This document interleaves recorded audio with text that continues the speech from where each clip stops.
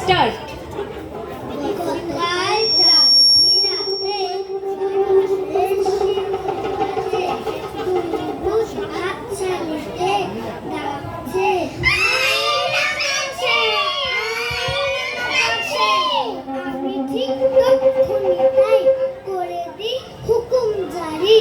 যাবো না তোমরা এসো, গাছে কি উঠতে পারি? তখনই ভূত দুটো না বললো হেসে,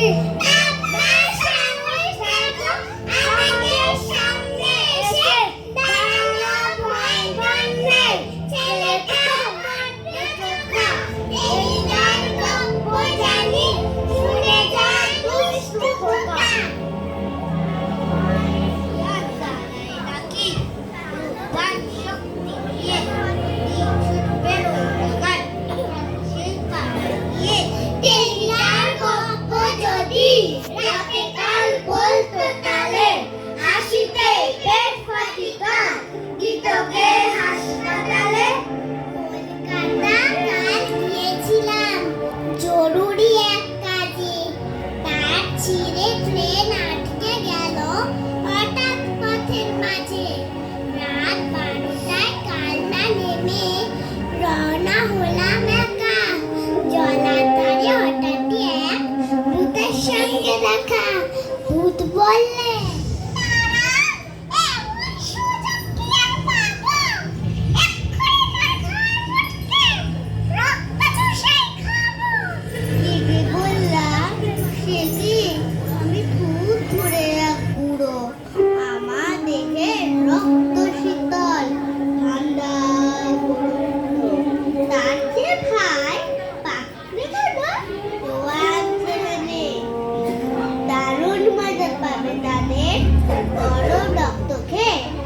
বললে খুব ঠান্ডা করবো তোকে সাবা, ইচ্ছে আমার হচ্ছিল আজ খুব কোল্ড ড্রিঙ্কস খাওয়া।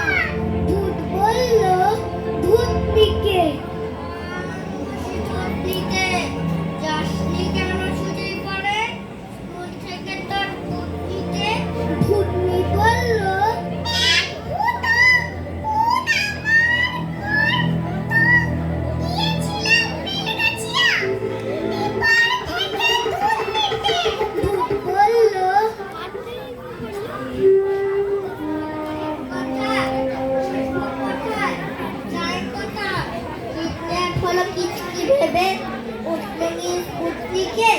খুঁজল গ্রহে চাঁদের তারায়, ভূত পেতনি পাড়ায় পাড়ায়। ভূতনি দোষে ভূতকে এবং ভূত দোষে তার ভূতনিকে। রাত দুপুরে ফিরল ছেলে, বইয়ে বইয়ে ইমেল খুলে। গিয়েছিলাম কলেজ স্ট্রিটে ভূতের বোঝা ভূতনিতে।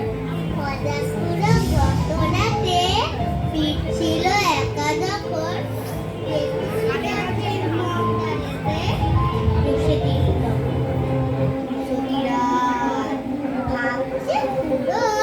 রাত্রি এখন কটা, চারিদিকে শেয়াল ডাকের ফটা। যাত্রা শুনে ফিরছিল ঘুরো, মনের ভীষণ ভর্তি। হঠাৎ করে পড়ল চোখ, দেখলো ছায়া মূর্তি। যেন কে বসে আছে তেঁতুল গাছের ডালে, লাল পেড়ে সাদা কাপড় তার রয়েছে গালে। বলল হেসে, হি হি হি, ওগো শুনছো যাত্রা কেমন হলো? শুনে খুড়োর খাঁচা থেকে প্রাণটা উড়ে গেল। করোনাতে মরেছিল খুড়ি, খুড়োর সে কি কান্না। খুড়োর এখন বিয়ের সাথ কন্যে খুঁজে পাচ্ছে। খবর কাগজে পাঠিয়েছে, দিয়েছে বিজ্ঞাপন।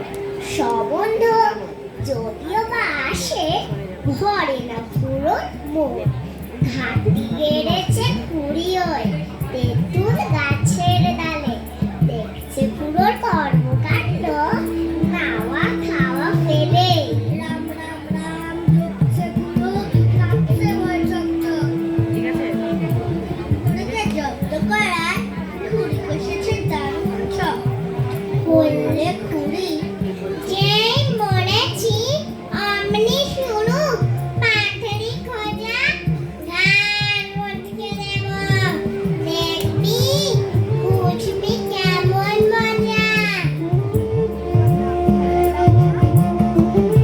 নমস্কার, ওদের হয়ে আমি নমস্কার। হ্যাঁ, মেলাতে এত চারিদিকে এত আওয়াজ, তার মাঝখানে ছোট্ট ছোট্ট এরা সবাই ওই 5 বছর, এরপরে তার থেকে